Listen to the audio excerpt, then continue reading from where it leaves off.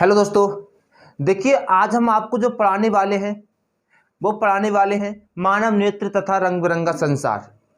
देखिए आपकी ये भौतिक की किताब जो है, मतलब हम भौतिक विज्ञान इस टाइम आपको पढ़ा रहे हैं। तो इससे पहले का जो चैप्टर हमने आपको कराया था प्रकाश का परावर्तन तथा अपवर्तन, और आज जो चैप्टर होने वाला है जो होगा मानव नेत्र तथा रंग बिरंगा संसार। तो देखिए इस चैप्टर में हम आपको पढ़ाने वाले हैं मानव नेत्र क्या होता है, या निकट दृष्टि दोष या दूरदृष्टि दोष क्या होती हैं, इनके कारण तथा निवारण। इस प्रकार के टॉपिक आपको इसमें पढ़ने के लिए मिलेंगे।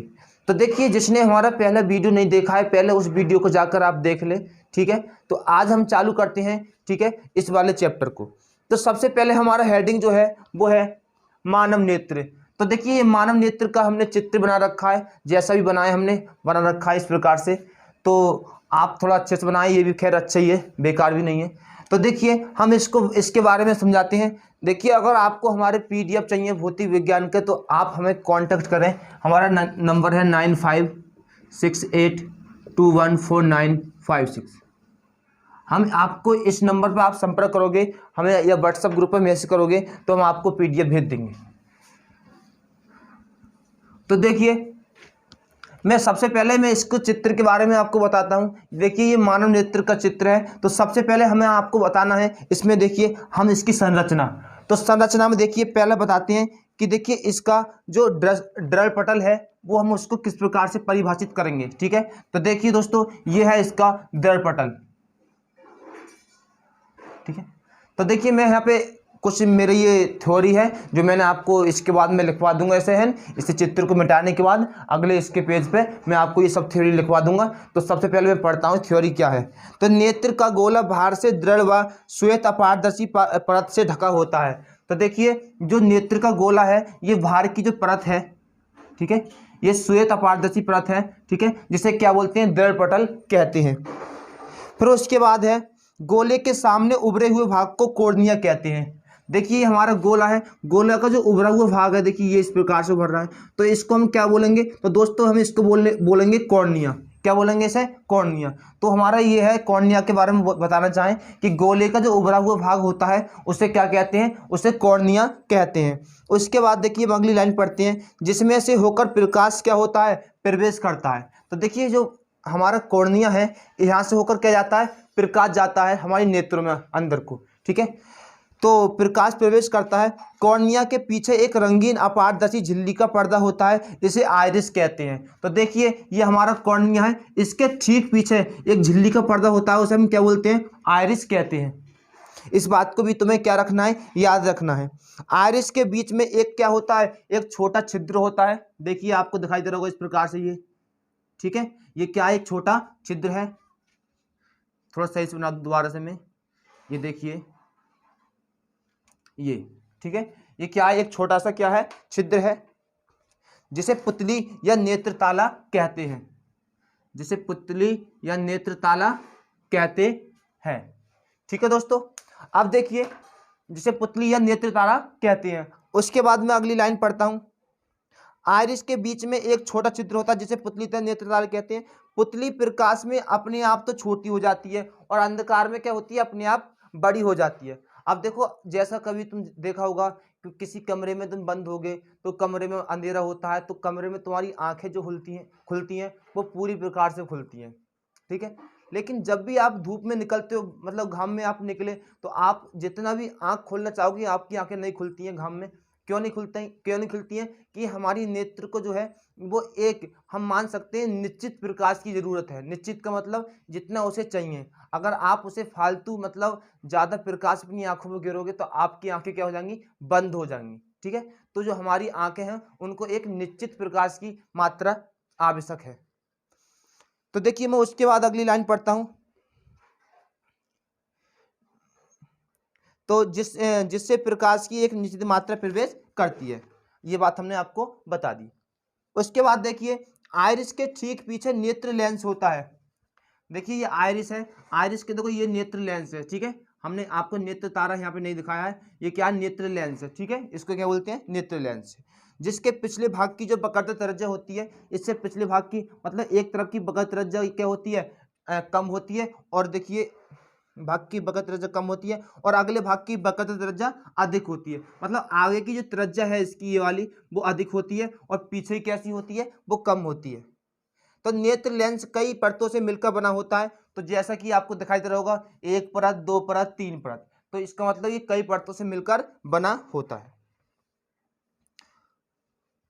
और हाँ, ये नेत्र लेंस की बात कर रहे हैं तो ये भी कई परतों से मिलकर बना होता है। अब देखिए हम अगला लाइन पढ़ते हैं, जिनका माध्य अपवर्तनांक कितना होता है, 1.44 होता है। तो ये दोस्तों याद रखना कितना होता है, 1.44 होता है। मैं अभी आपको जो थ्योरी में यहाँ स्टेम पढ़ रहा हूँ, मैं सभी थ्योरी यहाँ लिखने वाला हूँ, आप लगातार वीडियो देखते रहिए बस।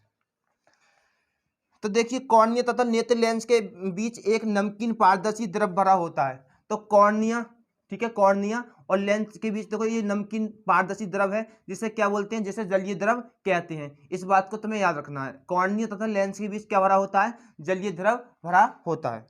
उसके बाद में अगली लाइन पढ़ता हूँ, जिसे जलीय द्रव कहते हैं। नेत्र लेंस के पीछे एक अन्य पारदर्शी द्रव होता है, जिसे कांच द्रव कहते हैं। देखिए इस लेंस के पीछे कुछ भी थोड़ा सा द्रव और भरा हुआ है, इसे हम क्या कहते हैं, इसको दोस्तों कांच द्रव कहते हैं। मैं आपको बहुत सिंपल तरीके से समझा रहा हूँ, जो हमने थ्योरी लिखी है बहुत सिंपल तरीके से लिखी है और आपको भी लिखवाएंगे अभी, ठीक है। चलिए, तथा इन दोनों का अपवर्तनांक जो होता है वो होता है 1.336। इनका जो अपवर्तनांक जो होता है वो कितना होता है, 1.336 होता है। देखिए अगली लाइन पढ़ता हूं मैं, द्रव पटल के पीछे एक काले रंग की झिल्ली होती है, जिसे कोराइड कहते हैं।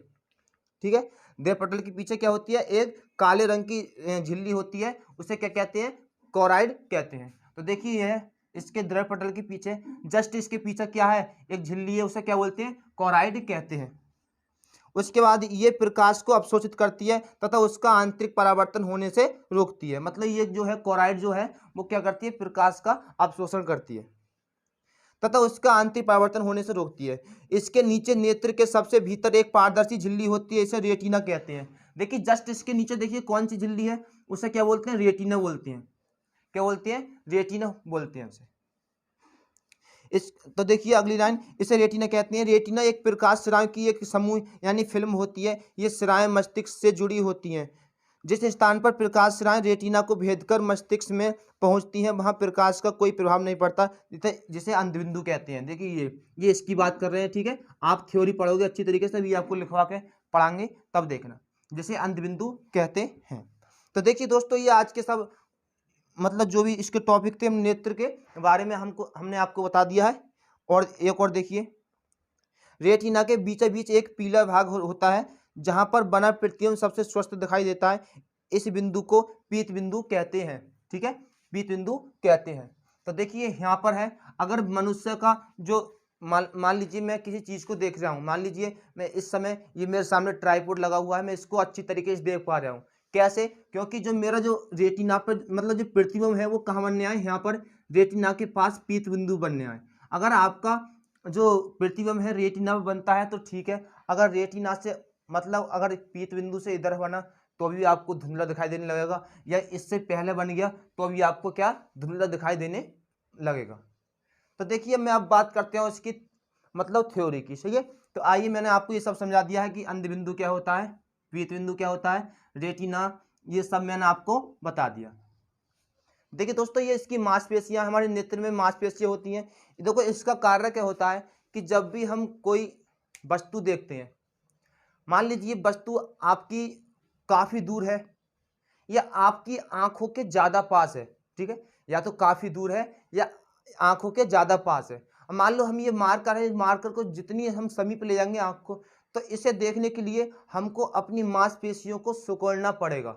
अगर आप मांसपेशियां नहीं सिकुड़ोगे तो ये आपको मार्कर दिखाई देने वाला नहीं है, क्योंकि इस मार्कर को हम जितना पास लेके आएंगे अपनी आंखों के, आपको अपनी मांसपेशियां सिकुड़नी पड़ेंगी, तभी इसको देख पाओगे।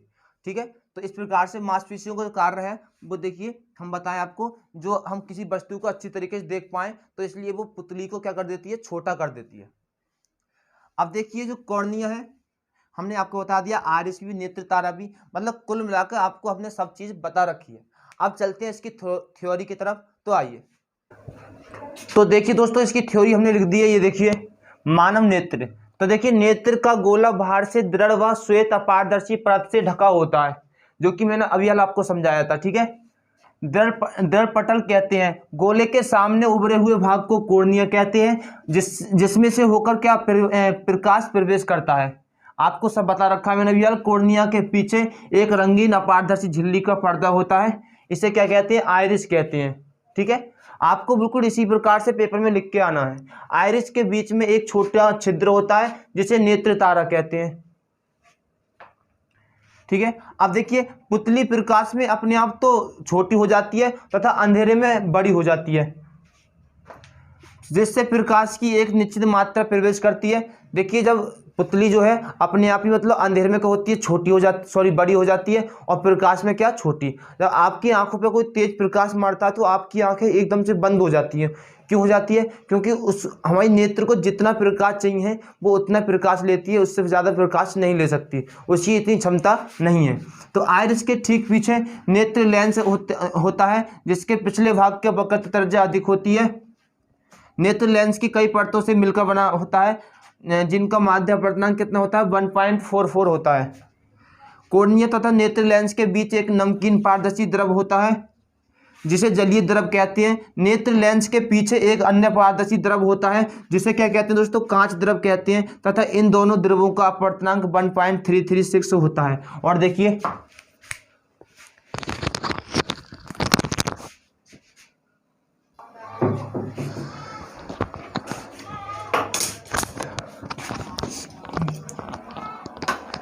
तो देखिए दोस्तों, देखिए दर्पटल के पीछे एक काले रंग की झिल्ली होती है जिसे कोलाइड कहते हैं। ये प्रकाश को अवशोषित करती है तथा उसका आंतरिक परावर्तन होने से रोकती है। इसके नीचे नेत्र के सबसे भीतर एक पारदर्शी झिल्ली होती है, इसे रेटिना कहते हैं। रेटिना एक प्रकाश सिराओं के एक समूह यानी कि फिल्म है। ये सिराएं मस्तिष्क से जुड़ी होती हैं। जिस स्थान पर प्रकाश सिराएं रेटिना को भेदकर मस्तिष्क में पहुंचती हैं, वहां प्रकाश से का कोई प्रभाव नहीं पड़ता, उसे अंध बिंदु कहते हैं। रेटिना के बीचा बीच एक पीला भाग होता है जहां पर बना प्रतिबिंब सबसे स्पष्ट दिखाई देता है, इसे पीत बिंदु कहते हैं।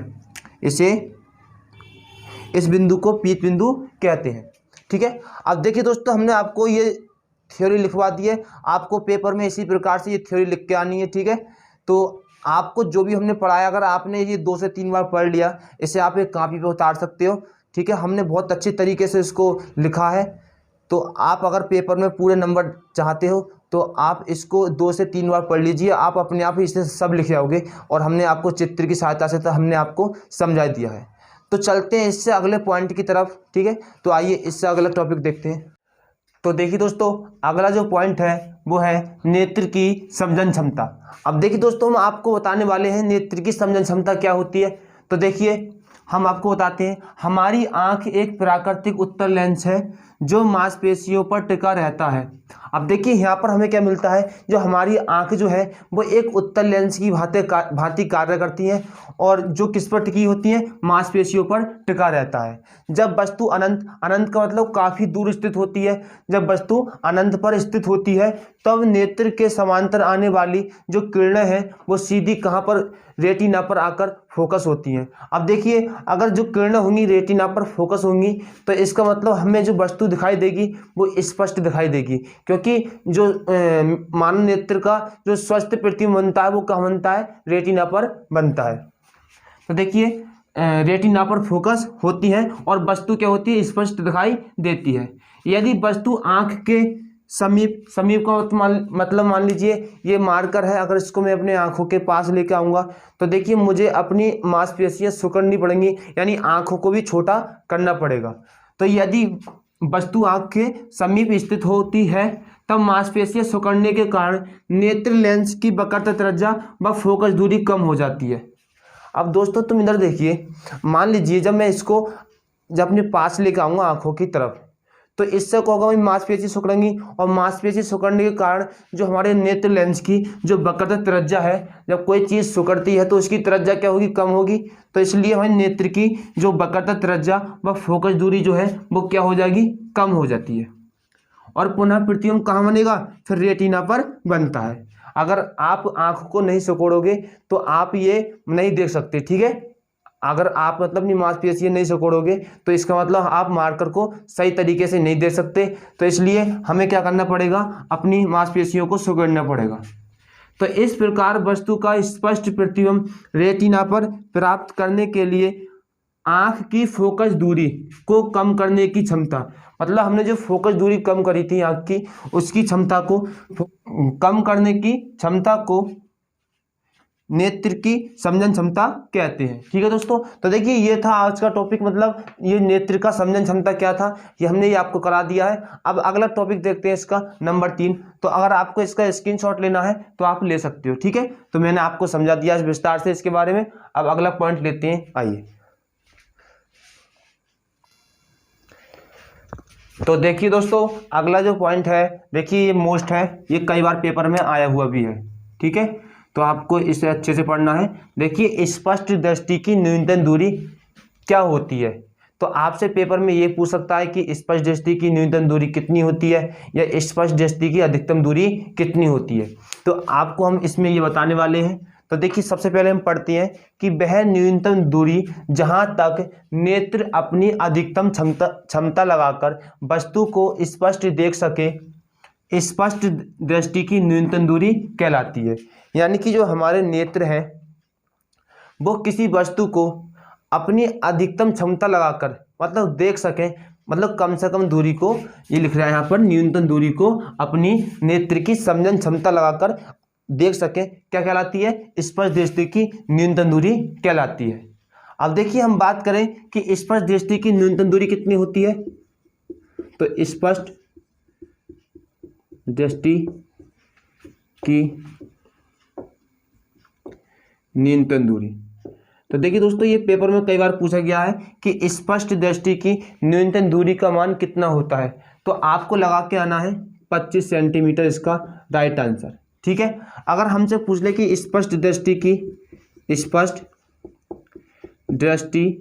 की अधिकतम दूरी, यानी कि हमारा जो नेत्र है वो कहाँ तक देख सकता है अधिक से अधिक, तो इसमें आपको लिखना है अनंत, यानी हमारा नेत्र जो है वो अनंत तक देख सकता है। यदि आपसे कहता है स्पष्ट दृष्टि की न्यूनतम दूरी, तो न्यूनतम मतलब कम से कम, तो कम से कम दूरी कितनी होगी आपकी, 25 सेंटीमीटर होगी। तो देखिए दोस्तों ये थे आज के बहुत मोस्ट 3 टॉपिक हमने आपको कराए हैं।